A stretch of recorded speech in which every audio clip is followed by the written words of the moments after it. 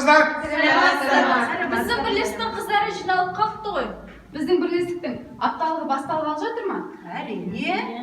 Біздің апталығымыздың тақырыбы қандай екен? Абай Құнанбайұлының 175 жылдығына арналған. Сол үшін Абай атамыздың өлеңін айтып жатыр екенсіздер ғой. Әрине. Олай болса, әнді сүйсең менше сүй деп Абай атамыз айтқандай өлеңімізді жалғастырайық. Жалғастырайық. Қалың ағаш жапырағы сыбырласып үздісі көрінбей жердің топырағы құлпырған жасыл жер жүзі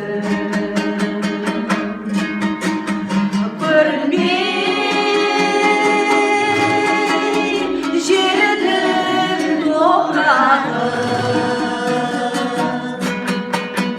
құлпырған жасыл жер жүзі.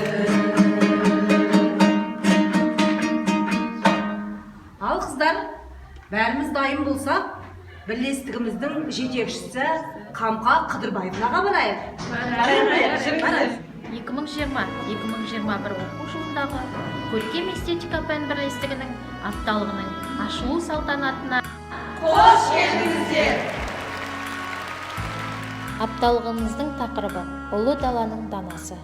Мақсаты қазақтың бас ақыны Абайдың өмірі мен шығармашылығын, рухани құндылығын, Абай шығармашылығын дәріптеу, оқушылардың ой өрісін кеңейту.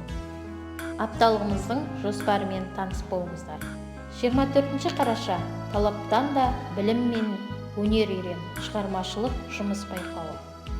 25 қараша көңілім әнді ұғады, ән сайысы. 26 қараша 21 ғасыр көшбасшысы, зияткерлік сайысы, мұғалімдер арасында. 27 қараша ұлы даланың данасы атты апталықтың аяқталуы, марапаттау рәсімі. Барлығыңызды апталыққа белсене қатысуға шақырамыз.